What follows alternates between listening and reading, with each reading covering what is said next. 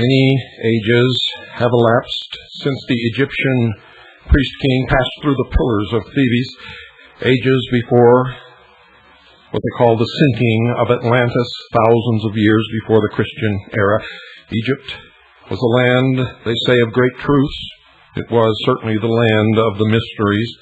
The hand of the Great White Brotherhood was held out to the empire of the Nile, and the passages of the ancient pyramid resounded with the chants of the initiates. Yes, for they were never built as tombs, but temples of initiation, and it was then that the Pharaoh, now called half human and half divine, reigned in ancient Egypt. Pharaoh is the Egyptian word for king. Many of the later pharaohs were degenerate and of little account. It is only early pharaohs we now list among the priest kings. Try to picture for a moment the great hall of Luxor, or, if you will, the Luxor Hotel in Las Vegas, Nevada. The great hall of Luxor, its inscriptive columns holding up domes of solid granite, each column carved with the histories of the gods. There, at the upper end of the chamber, sat the Pharaoh of the Nile in his robes of state, around him his counselors, chief among them the priest of the temple. An imposing spectacle it was. The gigantic frame of the later Atlantean, robed in gold and priceless jewels, on his head the crown of the north and south, the double empire of the ancients, on his forehead the coiled serpent of the initiate. The serpent which was raised in the wilderness, that all who looked upon it might live. This Urias represented the sleeping serpent power in man, which coiled head downward around the tree of life, drove him from the garden of the Lord, but which raised upon the cross became the symbol of the Christ in the mysteries. The Pharaoh was an initiate of Scorpio. Another word for Scorpio in the mysteries is Lucifer, and the serpent is the transmuted Scorpio energy, which, working upward in the regenerated individual, is called the Kundalini. The Kundalini. The serpent was the sign of initiation. It meant that within him the serpent had been raised. For the true Pharaoh was a priest of God. Which God you will discover as we go. As well as a master of men, he sat upon the cube altar throne, indicating his mastery over the four elements of his physical body, a judge of the living and of the dead. In spite of all his power and glory and the grandeur of the world's greatest empire, still he bowed in humble supplication to the will of the gods, plural. In his hand he carried the triple scepter of the Nile, the flail or whip, the shepherd's crook, and the anubis-headed staff. These were the symbols of his work. They represented the powers which he had mastered. With the whip, he had subjugated his physical body. With the shepherd's crook, he was the guardian and keeper of his emotional body. With the anubis-headed staff, he was master of his mind and worthy to wield the powers of government over others, because first of all, he obeyed the laws himself. With all his robes of state, with the scarab upon his breast, and with the all-seeing eye above his throne, there was still nothing as precious or as sacred to the ancient Egyptian priest-king as the triangular girdle or apron, which was the symbol of his initiation, the apron which is still worn in the lodges of the sons of light, the Freemasons, the Freemasons. The apron of the ancient Egyptian carried with it the same symbolism as the Masonic apron of today. It symbolized the purification of the body. When the seat of the lower emotions, Scorpio, was covered by the white sheepskin of purification, this symbol of his purification was the most precious belonging of the ancient Pharaoh. And this plain insignia, worn by many others below him in rank and dignity, but equal to him in spiritual purification, was the most precious of all things to the priest-king. There he sat enthroned, adorned with the symbols of his purification and mastery, a wise king over a wise people, and it was through these priest-kings that the divine worked, for they were the order of Melchizedek.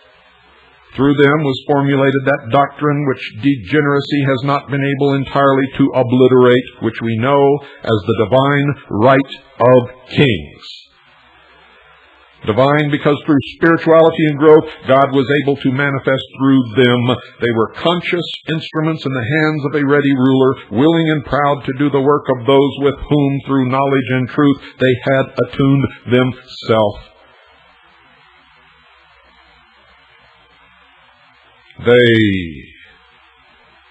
They were the purveyors and the keepers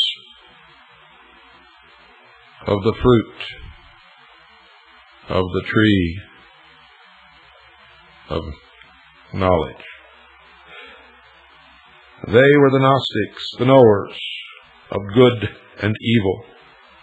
But the time came, as in all nations, when selfishness and egotism entered the heart of king and people alike, and slowly the hand of the Great White Brotherhood that it had fed ancient Egypt was withdrawn, and the powers of darkness transformed the land of glory into one of ruins, and the names of mighty kings were buried beneath the oblivion.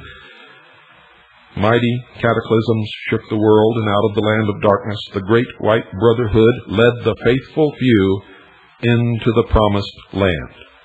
Egypt, the land of glory, disintegrated into dust. The great temples of the pharaohs are ruins, and the temples of Isis are but broken heaps of sandstone. But what of the priest kings who labored there in the days of its glory? Well, ladies and gentlemen, they are still with us. For those who were leaders before are leaders now, if they have continued to walk the path. Although his scepter be gone and his priestly vestments molded away, the priest-king still walks the earth with the dignity and the power and the childlike simplicity that made him great before. He no longer wears the robes of his order. He wears a suit and a tie. Yet although he bears no credentials, he bears the secret signs and handshakes and whispered passwords. And he is as much a priest-king now as then, for he still bears the true insignia of his rank. The coiled serpent has given place to knowledge and lies and deception. The coiled serpent has given the world both good and evil. The hand that bestowed the riches of the past does very little acts of kindness now. Although he no longer carries the scepters of self-mastery, still he manifests that mastery in his daily life, or so he manages to fool himself that he does. And although the altar fires within the temple of Karnak have long been dead, the true fire still burns, and before it he still bows as he bowed in the days of Egypt's glory. And while the branch Davidians, the children, the men and women, were being consumed by the flames, agents of the Bureau of Alcohol, Tobacco, and Firearms and the Federal Bureau of Investigation were seen to raise their arms into the air and bow to the fire.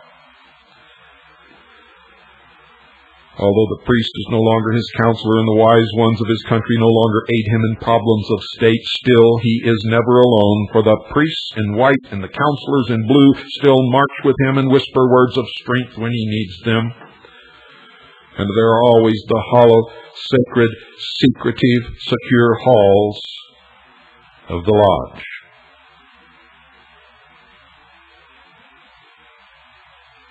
And still in the invisible ether about the pyramids of Giza, the initiations continue. Still, the initiate receives the insignia of his rank, the coiled serpent. Before that fire, he makes his vows, and upon the burning altar of his own higher being, he lays his crown and his scepter, his robes and his jewels, his hates and his fears, and sanctifies his life as a priest-king, and swears to serve none but his own higher self, the God within.